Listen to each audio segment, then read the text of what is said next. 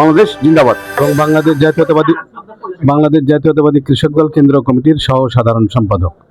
এখানে বাংলাদেশে আগামী 12ই ফেব্রুয়ারি যে জাতীয় নির্বাচন অনুষ্ঠিত হতে যাচ্ছে তারই অংশ হিসেবে বাংলাদেশ জাতীয়তাবাদী দলের মাননীয় চেয়ারম্যান জনাব তারেক রহমান 190 ঢাকা 17 আসনে উনি প্রার্থী হয়েছেন। এই নির্বাচনী আসনের এখানে প্রধান কার্যালয়ে বিএনপি চেয়ারম্যানের মাননীয় উপদেষ্টা বীর মুক্তিযোদ্ধা আব্দুল সালাম মহোদয়ের নেতৃত্বে একটি নির্বাচন পরিচালনা কমিটি গঠিত হয়েছে এবং সেই কমিটির অন্যতম সদস্য প্রফেসর আকবর সিরাজির নেতৃত্বে একটি দাপ্তরিক কমিটিও গঠন করা হয়েছে এবং সেখানে বিএনপির জাতীয় নির্বাহী কমিটির 2 জন সিনিয়র সদস্য এখানে দায়িত্ব পালন করেছেন, অন্যান্য সদস্যবৃন্দ সহ। এখানে সবাই অত্যন্ত অক্লান্ত পরিশ্রম করে একটি নির্বাচনের যে বিশাল একটা অ্যারেঞ্জমেন্ট থাকে, অনেক তথ্য উপাত্ত সংগ্রহ করছেন, ত্রুটি বিচ্যুতি তারা নির্ণয় করে সেগুলো সংশোধনের চেষ্টা করছেন, যেন একটি নির্ভুলভাবে আমাদের যে নির্বাচনের দিন নির্বাচন কেন্দ্রে যারা ভোট দিবেন ভোটার এবং যারা নির্বাচন আয়োজনের দায়িত্বে নিয়োজিত থাকবেন তারা অত্যন্ত সুন্দরভাবে সুষ্ঠুভাবে নির্বাচনটা যেন সম্পন্ন করতে পারেন। ভোটাররা কোনো যেন হ্যাসেল ছাড়াই সাবলীলভাবে নির্বাচন কেন্দ্রে তাদের ভোটাধিকার প্রয়োগ করতে পারেন এবং কোনোভাবেই যেন বাংলাদেশের যে সকল ষড়যন্ত্রকারী গোষ্ঠী আছে যারা নির্বাচনকে ম্যানিপুলেট করার জন্য বিভিন্ন অপচেষ্টায় লিপ্ত আছে তাদের সেই অপচেষ্টাকে রুখে দিতে পারেন অত্যন্ত ঠান্ডা মাথায় এবং খুবই পরিকল্পিত উপায়ে। সেই কাজগুলো আমরা দপ্তর থেকে জনাব আকবর সিরাজি, জনাব কায়েদী রফিক, জনাব শামসুজ্জামান মেহেদীর নেতৃত্বে এখানে অত্যন্ত সুষ্ঠুভাবে কাজগুলো করা হচ্ছে। আপনাদের সকলের সহযোগিতায় ইনশাল্লাহ যে দল যে দায়িত্বটা অর্পণ করেছে এই দপ্তর টিমের উপর, তারা আপনাদের সকলের সহযোগিতায় সুন্দরভাবে সেই কাজগুলো করতে বদ্ধপরিকর। সকলের সহযোগিতা কামনা করছি। ধন্যবাদ। আসসালামু রহমানির রহিম। আমি শরীফুল ইসলাম শাওন, সাবেক ছাত্রনেতা, রাজশাহী বিশ্ববিদ্যালয় এবং কৃষক দল কেন্দ্রীয় কমিটির সদস্য। আমি এই নির্বাচনী প্রচারণায় বাংলাদেশের মর্যাদাকর যে আসনটি জাতীয় 190 এবং স্থানীয় 17, যেটা খুবই মর্যাদাকর আসন, এই আসনে আমাদের সাবেক প্রধানমন্ত্রী মরহুম বেগম খালেদা জিয়া এই আসন থেকে 1991 সালে নির্বাচিত হয়েছিলেন বিপুল ভোটের মাধ্যমে।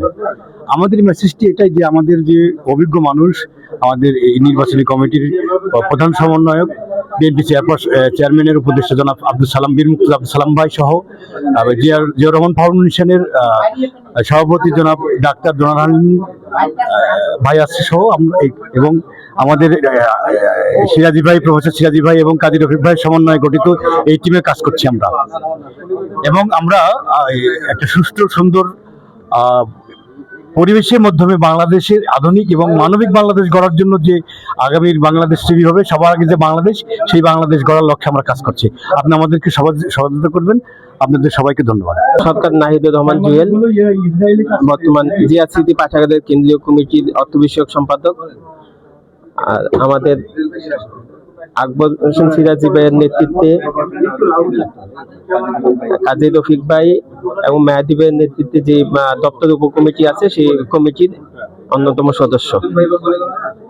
আমাদের এই নির্বাচনের কেন্দ্রিক যে সমস্ত কার্যকলাপ এখানে আমরা করছি, কাজগুলো করছি, আমাদের যে প্রত্যেকটা নির্বাচনী প্রচারণার জন্য যে টিমগুলো আছে এগুলো মাঠে গেছে, মাঠে কাজ করছে। সেখানে আমাদের যেটা সবচেয়ে বেশি পরিলক্ষিত হচ্ছে সেটা হচ্ছে গুজব বাহিনী যারা আছে, বট বাহিনী আমাদের বিভিন্ন নেতাকর্মীদের বিরুদ্ধে এবং নেতৃবৃন্দের বিরুদ্ধে নানা রকম গুজব ছড়াচ্ছে এবং এগুলো ভোটের মাঠে প্রভাব ফেলার জন্য চেষ্টা করছে।